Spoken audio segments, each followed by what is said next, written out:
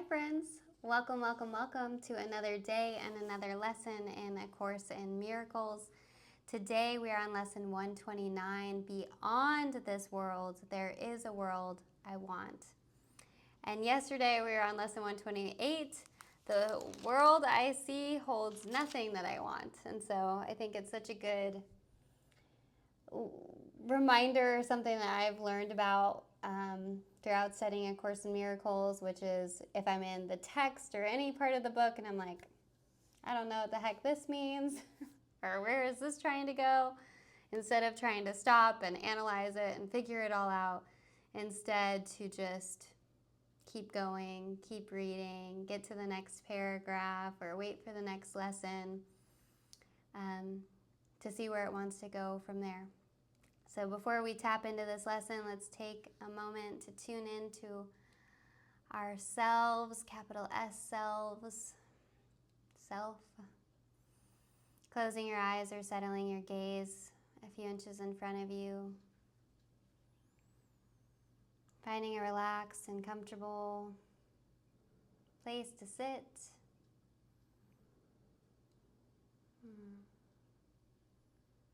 Turning our attention to our inner world, using the breath.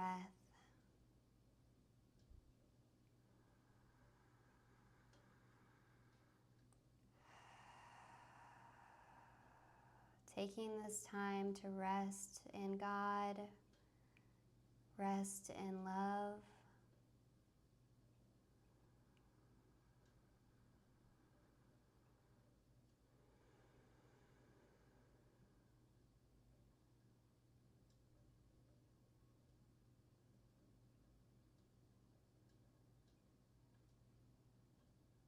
Being still and listening to the truth with a quiet mind.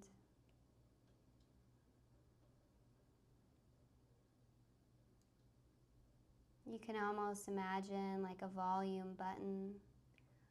Any and all the thoughts of the mind from your day or from the past or from tomorrow or what you feel needs to happen next.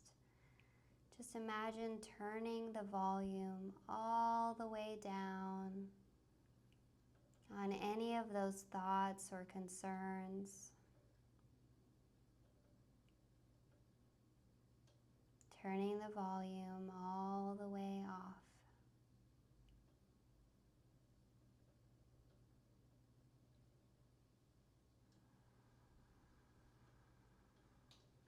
And taking a couple breaths here with the volume of the mind turned all the way off.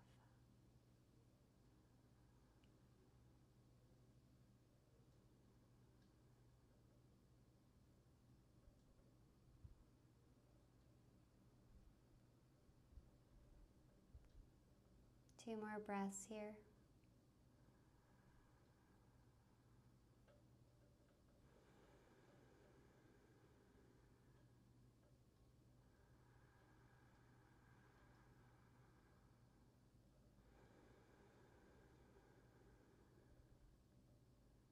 And as you're ready, you can begin to wiggle your fingers and your toes, bringing your attention back to the space where we recognize that beyond this world, there is a world that we want. This is the thought that follows from the one we practiced yesterday. You cannot stop with the idea that the world is worthless. For unless you see that there is something else to hope for, you will only be depressed. Our emphasis is not on giving up the world, but on exchanging it for what is far more satisfying, filled with joy and capable of offering you peace. Do you think that this world can offer that to you?